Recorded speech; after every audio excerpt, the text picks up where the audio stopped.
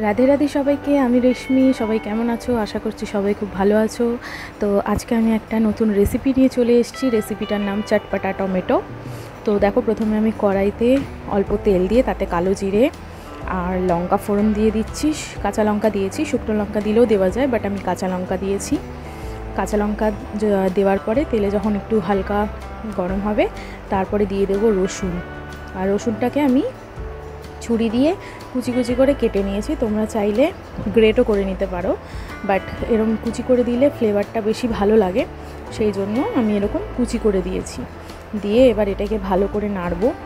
যখন দেখবো হালকা লালচে হয়েছে, অ্যারোমাটা ভালো ছেড়ে গেছে, তারপরে তাতে দিয়ে দিতে হবে কুচানো পেঁয়াজ। এখানে আমি 3টে পেঁয়াজ নিয়েছি। এই রেসিপিটাতে রসুন আর পেঁয়াজের কোয়ান্টিটিটা একটু বেশি দিতে হবে, তাহলে ভালো লাগে বেশ। তো দেখো, আমি এবার পেঁয়াজ দিয়ে পেঁয়াজটাকে ভালো করে ভেজে নেব লাল করে। এবারে ভাজতে ভাজতে দেখছি গ্যাস শেষ হয়ে গেছে। তো এবার আমি এখানে দেখো গ্যাসটাকে চেঞ্জ করে নিচ্ছি। রান্না করতে করতে গ্যাস হয়ে গেছে ফুরিয়ে। তো আমি প্রথমে এখানে যেটাকে খুলে নিলাম।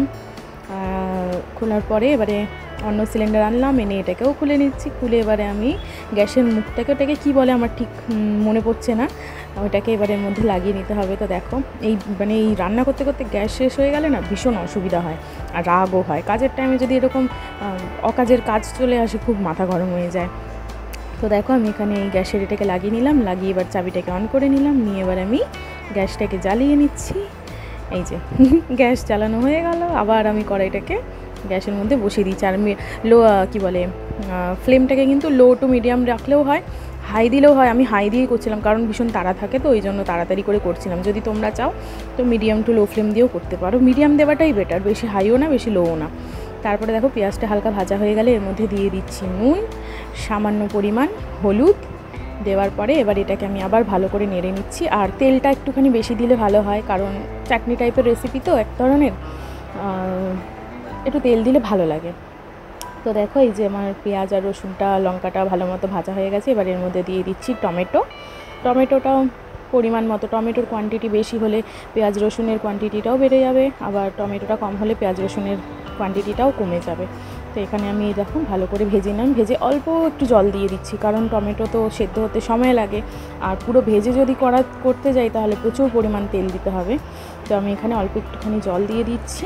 দিয়ে এবার আমি এটাকে ঢাকনা দিয়ে চাপা দিয়ে মিডিয়াম টু লো রেখে দেবো ফ্লেমটাকে, করে কিছুক্ষণ ফুটতে দেবো, যতক্ষণ না টমেটোটা ঠিকমতো সেদ্ধ হচ্ছে। এবারে আমি একবার ভালো করে নেড়ে দেখে নিচ্ছি যে টমেটোটা ঠিকঠাক সেদ্ধ হয়েছে কিনা। তো দেখলাম যে হ্যাঁ, টমেটোটা মোটামুটি সিদ্ধ হয়ে গেছে, একটু বাকি আছে। বাকি প্রসেস করতে করতে পুরোটা সিদ্ধ হয়ে যাবে।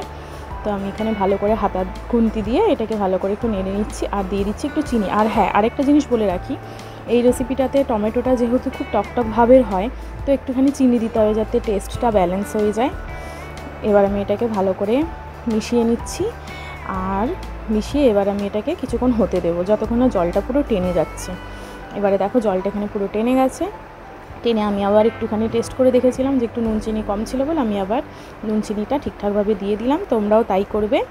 আর সবার শেষে নামানোর আগে দেবো ধনেপাতাটা দিয়ে কিছুক্ষণ নাড়াতে হবে। ধনেপাতা দিয়ে নাড়িয়েই নামিয়ে নিলে কিন্তু হবে না, ধনেপাতাটাকেও ভালো করে নাড়াতে হবে, যাতে পুরো ফ্লেভারটা ভালো করে চাটনিটার মধ্যে একদম ঢুকে যায়। ঠিক আছে? তো দেখো, আমি এখানে টমেটোটার মধ্যে ধনেপাতাটা দিয়ে এবার আমি ভালো করে এটাকে নেড়ে নিচ্ছি, যাতে ধনেপাতার ফ্লেভারটাও ভালো করে টমেটোটার মধ্যে চলে আসে। আর এই যে দেখো, এক হাতে ক্যামেরা ধরে এক হাতে রান্না করছিলাম, তো এই জন্য একটুখানি বারবার ক্যামেরাটা এদিক ওদিক হয়ে যাচ্ছিলো। তো আমি এখানে দেখো ভালো করে এবার এটাকে নেড়ে নিলাম, নেড়ে আবার কিছুক্ষণ হতে দিলাম। হওয়ার পরে এবার এর মধ্যে নামানোর আগে দিয়ে দিচ্ছি লেবুর রস, পাতি লেবুর রস। আমি কিন্তু এখানে অর্ধেকটা লেবু দিয়েছি, তোমরা চাইলে পুরোটাও দিতে পারো। আর যেহেতু টমেটোটা রান্না করার পরে কোয়ান্টিটিটা অনেকটা কমে আসে, সেই জন্য আমি অর্ধেক লেবু দিয়েছি। দিয়ে এবার এটাকে আমি ভালো করে মিশিয়ে নিচ্ছি। লেবুটা দিয়ে কিছুক্ষণ নাড়াতে হবে, কিন্তু না হলে লেবুরও একটা তো স্মেল থাকে, সেটা কিন্তু ভালো লাগবে না। তো আমি এটাকে লেবুর রসটাকে দিয়ে একটু নাড়িয়ে নিয়ে আর একটু চিনি দিয়ে দিলাম, কারণ লেবু দেওয়ার পরেও টমেটোটাও টক, লেবু দেওয়ার পরে সেটা আরও টক, তো টক হয়ে গেলে ভালো লাগবে না। তো সেই জন্য আমি এখানে একটু চিনিটাকে দিয়ে টেস্টটাকে ব্যালেন্স করে নিচ্ছি। নিয়ে দেখো ভালো করে নেড়ে দিচ্ছি। মিডিয়াম টু লো ফ্লেমে রেখেছিলাম এখানে, আমি কিন্তু আর হাই ফ্লেমে করিনি, কারণ যেহেতু ভালো করে নাড়তে হচ্ছে তো পুড়ে যেতে পারে, সেই জন্য ভালো করে নেড়ে নিলাম। নামার পরে এবার দেখো আমি গ্যাসটাকে বন্ধ করে দিলাম। বন্ধ করে দিয়ে এবার আমি এটাকে বাটির মধ্যে তুলে নিচ্ছি।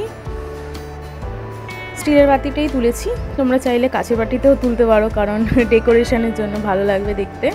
তো আমি এখানে স্টিলের বাটিতে তুলে নিলাম, আস্তে আস্তে করে তুলে নিচ্ছি। খুব সাবধান, কিন্তু গরম তো, ডিরেক্ট কড়াই থেকে নামাচ্ছি, গ্যাস থেকে বন্ধ করে নামাচ্ছি, তো সাবধানে করতে হবে। হাতে ফাতে পড়ে গেলে কিন্তু ভীষণ জ্বালা যন্ত্রণা করতে পারে। তো দেখো এবার আমি এটাকে নামিয়ে নিলাম। নামিয়ে এবার আমি এটাকে ডেকোরেশন করে নিচ্ছি। তো আমি দেখো লাস্টে একটা ফটো অ্যাটাচ করে দিচ্ছি, যাতে তোমরা ভালো মতো দেখতে পাও। তো আশা করছি তোমাদের এই ভিডিওটা ভালো লেগেছে। ভালো লাগলে লাইক কমেন্ট শেয়ার করে দিও। রাধে রাধে রাধে। আর হ্যাঁ, রেসিপিটা কেমন লাগলো সেটা কিন্তু জানাতে একদম ভুলবে না। বাড়িতে অবশ্যই ট্রাই করবে, ট্রাই করে আমাকে জানাবে যে কেমন হয়েছে। সবাই ভালো থেকো।